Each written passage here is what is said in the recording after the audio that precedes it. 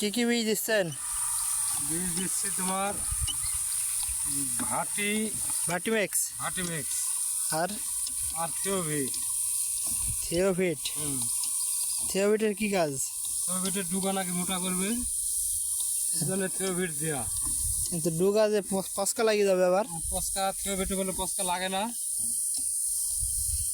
ভার্টিম্যাক্সে আপনার কুকড়ার কাজ করবে বুঝছেন? কুকড়ার কাজ করবে নাকি শুনছি। কুকড়া মাকড় জাতীয় যে এই গাছে যে ডুগা গলা লাল হয়ে গেছে এই কাজগুলো সব সারিয়ে যাবে। কিন্তু ভার্টিম্যাক্স আর আপনি পেগাসাস দিতে পারতেন। পেগাসা। পেগাসাস, হ্যাঁ। আচ্ছা পেগাসা তাহলে সামনে বার দিব। ভার্টিম্যাক্স আর পেগাসাস বুঝছেন, এই দুটিতে কিন্তু খুব কাজ। পেগাসা। পেগাসাস সিনজেন্টা কোম্পানির। আচ্ছা। ভার্টিম্যাক্সও কিন্তু সিনজেন্টা কোম্পানি বুঝছেন। তাহলে যদি কাজ না হয় তাহলে সামনে বার থেকে দিব না। আপনি এক সপ্তাহ পরেই টানা এক সপ্তাহ পরেই আর একবার বিষ স্প্রে করে দেবেন। দেখছেন যে এই দেখেন এই গাছ, এই দেখেন একটা পোকা বুঝছেন, এই পোকায় কিন্তু গাছের পাতা কুকড়া করে ফেল দিচ্ছে।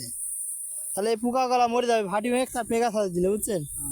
আর এর পরে পরে দিবেন অন্য আর একটা কোম্পানির, এসিআই কোম্পানির বা স্কোয়ার কোম্পানির টক্সিমাইন বুঝছেন।